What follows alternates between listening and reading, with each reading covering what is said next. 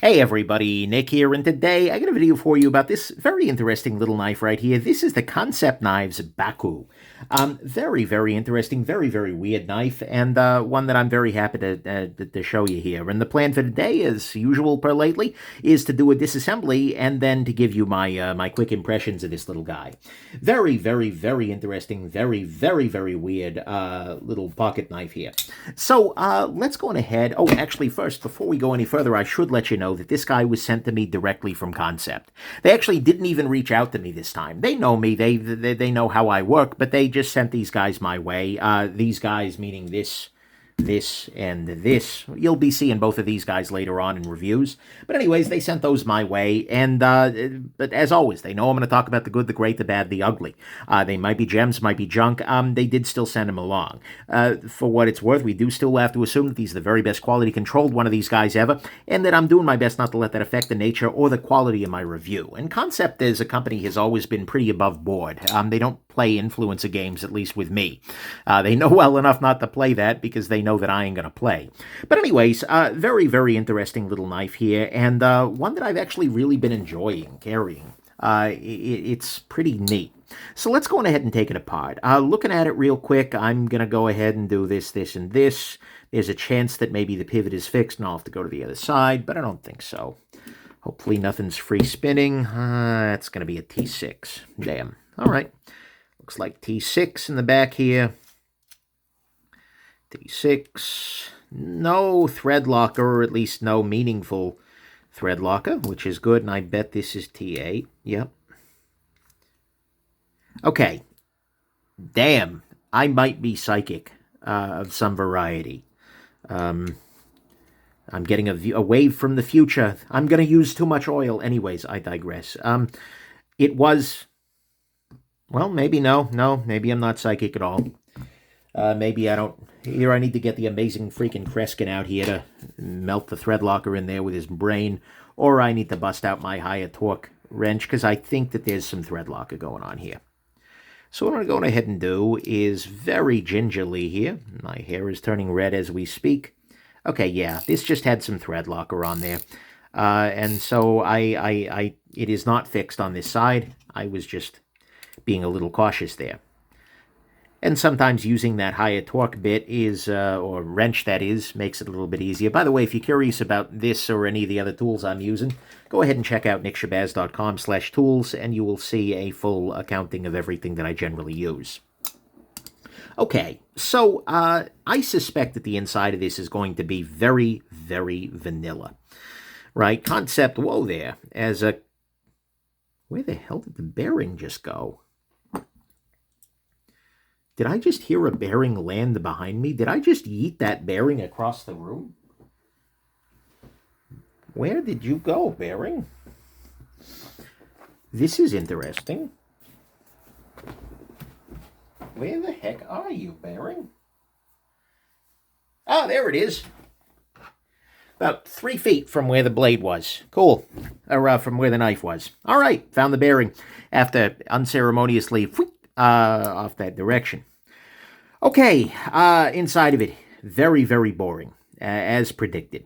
It is not, you're going to see there's not much internal milling, but there's a fair amount of external milling, so that sort of makes that feel a little bit more okay. And we're going to go on ahead and use some rubbing alcohol here to clean this guy off. I gotta say, and I'm maybe previewing here a little bit, but I have enjoyed this knife.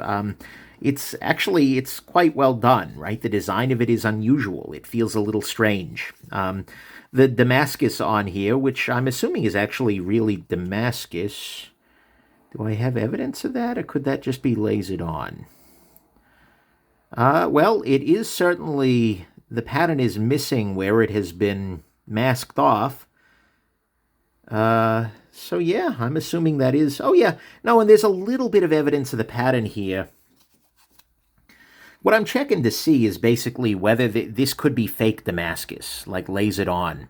But if you look very carefully in the masked off portion here, you still do see some of that raindrop pattern, right? And so I feel reasonably content that this is actually a Damascus style steel. Whether it is like the exact nature of this steel, I actually haven't been able to find this exact model with the raindrop Damascus-y sort of scales on there, anywhere on the interwebs, so to speak. But it is a nice looking Damascus here, but that's honestly not the part that's really appealing to me. The thing that's appealing to me about this knife are the lines. This is a very opinionated design. What I mean by that is that the designer here, who is listed here as Greg Schaub, I believe, who I actually don't know of offhand, but that maybe I do know him, I've just forgotten. But I'm actually very impressed. This is a cool design, and it feels like it is designed, right? It feels like it is something new and unusual rather than being, sort of another 5-pound bucket of vanilla, which is unfortunately the way that Kansept often works. A lot of their stuff, frankly, a lot of the stuff from any overseas sort of thing is these days quite vanilla, right? Very, very boring. Hard to tell exactly which is, well, worth giving a damn about. So I very much do appreciate the fact that this feels unusual. This little pin fell out of here. Let's put you back in your home. That's just to further locate the backspacer, make it a little easier. I want to get this bearing out of there. This is a very opinionated design, like I said, and that's a thing that I think a lot of the Chinese OEMs, not to pick on any one group of folks, but really need a little bit more of. There are so many knife-shaped objects out there in the world that are just like, yep, knife confirmed, that this really does stand out, even without the fancy, raindroppy Damascus here.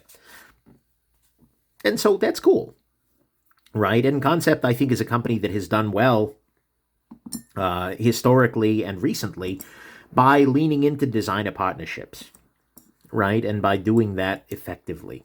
All right, so I needed to remove the pivot from that side, so I'm going to go ahead and do that. Unfortunately, what we're going to see here is that the D shape on the pivot, you can see there is a D shape here, but it is not found throughout the pivot. It is only on the very tip, and it interacts with the D shape over here, which is a little bit frustrating, right? It makes it a little bit harder to put this guy back together because I need to make sure that this D shape here is in line with this backwards part here. I can kind of use the handle itself if I am able to kind of get it aligned where it needs to be and then lift this scale back off. But even that doesn't always work super well. I'm going ahead and use some 10-weight nano oil. But yeah, anyways, I think I gave the tools, nickshabazz.com/tools reference, but if I haven't yet, go on ahead and do that. The kind of high-quality sanity and object permanence you've come to expect from my channel. Concept permanence? Concept permanence! This is a permanent concept, right? Okay, moving on. Yeah, moving way on before I start making more terrible jokes about, I suppose, psychological development and such. Okay, let's go on ahead and put this guy back together. There's nothing I've left out here, aside from the screws.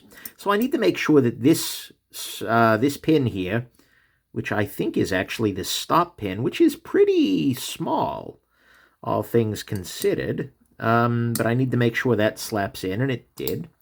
All of that is snapped in, and then I'm going to disengage the lock here. That's counterintuitive at first, but it does make sense because it allows everything. When the blade is locked open by the lock, there are some tensions in there that you don't want as you're readjusting everything. I'm going to use some thread locker here, some blue Loctite on a stick. Put this back together. A very vanilla interior design, which is fine, right? There is no reason to reinvent the wheel, but it is definitely it's a relatively vanilla design, like I said. And then this goes to T6. Kind of wish it was T8, but they're trying to fit it within a defined area here, so I guess that's a little much. There we go. That's better. And we'll pop that in there. But yeah, this designer is definitely on my radar because this was like a, whoa, cool sort of thing. It has a voice to it. And there are a lot of voiceless designers out there, or at least designers who are working to establish their own voice. And, I don't know enough about the guy's other work here. Did I not lubricate the detent ball? I sure didn't. So what I'm going ahead and do is I'm going to use my needle applicator here and just kind of reach in there and put a little bead onto the detent ball there. And we are back together. The question, is this sufficiently tight? In fact, I think it is over tight. So I'm going to go on ahead and just relax the pivot a little tiny bit here. There we go. Oh, that was more than a little tiny bit. Tighten that back up now. Still needs a little more tightening. Okay. Feeling horizontal blade play. That's never a good thing. All right, beautiful. We are all good to go here. So, what are my feelings on this knife? Like I said, design-wise, you know what? Absolutely good to go. I'm liking it. It is unusual. It is different. It is non-boring in a time where so many knives are boring, and not in the good sense of a good tool is boring, but in the sense of you look at it and you're just like, I have already forgotten this. Life is not worth this is not worth my time, right? But this is unusual, right? Because it has some cool swooping lines to it, right? That's the technical term. Of course, and then you've got this little bit of a almost Tanto style blade, which again is not necessarily like, oh my god, it needs to be that way, but it is unusual. It is opinionated, and this almost feels like a trailing point. Is it? Yeah, there is a tiny little bit of trailing point to it, although it doesn't feel that way given the top of it. So there is a little bit of hook to it. Normally that drives me a little crazy, but at the moment, for whatever reason, I'm digging it. And all the rest of the things make sense too. This clip is very, very well done, right? It lifts off very well. The lanyard hole here actually feels like a design touch, and it's integrated with the lines of the rest of the knife rather than just like, we drilled a lanyard hole, congratulations, have a lanyard, right? That's not a big problem. Right? The action on it is fine. It's not the smoothest thing ever. I'm going to be honest with you. There are definitely smoother knives out there in the world. I'm not saying that is like a major demerit. It's just not exceptionally smooth. Maybe it'll get there with more use, with more time. But, you know, it's a middle-of-the-road sort of action. The detent on it, though, is quite nice. So you can hear and feel it works, and I can flip it with zero wrist whatsoever. So that's nice. The thumb studs are well done and well positioned as I slip off of them promptly. That was a me problem, not a thumb stud problem.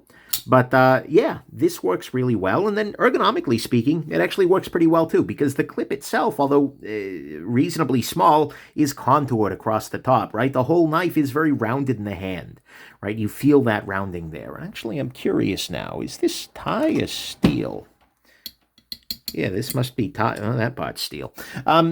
Yes, the screws are steel. That at this kind of a price point isn't so shocking, right? But overall, I gotta say, I'm reasonably impressed. And whatever this Damascus is, it's not the prettiest Damascus, right? Kansept is, and to be clear, a lot of the OEMs over in China, you know, they have access to this kind of Damascus that is okay, right? It's not so great. It's not so, you know, the etch is not so strong. But it's cool looking, right? And if this is the first kind of Damascus you've dealt with, then absolutely, it's gonna be pretty neat. Do I have some better Damascus to compare it against? Andy, Kamiya Damascus. Okay, that's maybe a little much of a flex, but well, no, that's polished. He says just diving into his. Here we go. Well, technically, this is Damacore, but yeah. You can see here the strength of the pattern is a little bit more over here on this knife. There's a Herman Knives Micro Sting, by the way. But, you know, again, it's fine. It's nice. And especially given the price, which I'm assuming is going to be not so damn high, this is pretty nice. I wish I had a price for this exact model. But what I do have is a price for a model without the Damascus here. It's coming in at $160, which honestly, okay. Right? Sure. Would I like it to be lower? Absolutely. But I'd always like prices to be lower. But $160 for this very nice design with a reasonable action, with a good detent, and with reasonable carryability, you know what? I got no real objections there. Right? Especially given that it's in full tie and everything like that. Yeah, no objections whatsoever. I like that very much. Also, a cool maker's mark. for what it's worth. Looks like a bird skull of some variety or another.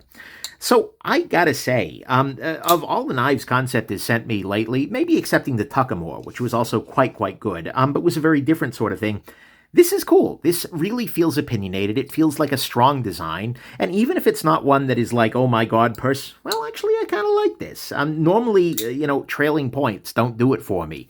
And weird tantos, but whatever it is about this guy, the lines and whatnot are definitely appealing.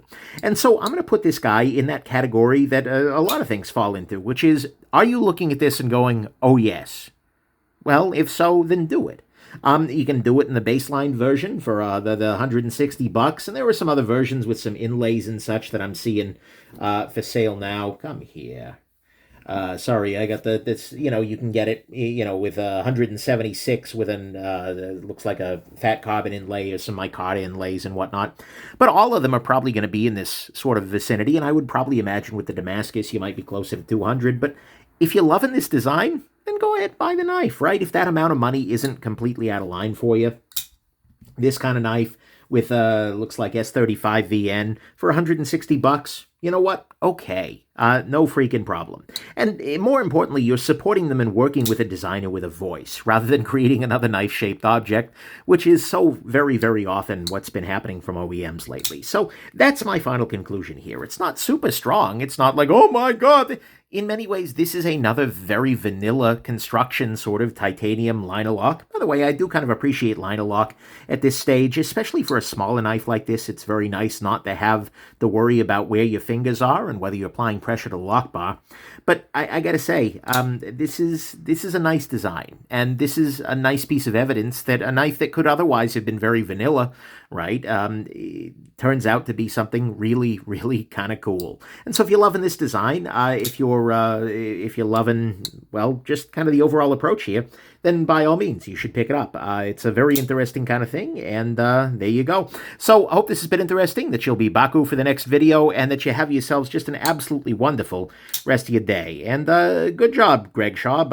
I appreciate this, and definitely am interested in seeing what the rest of your stuff is in the future. Hope this has been interesting. Bye now.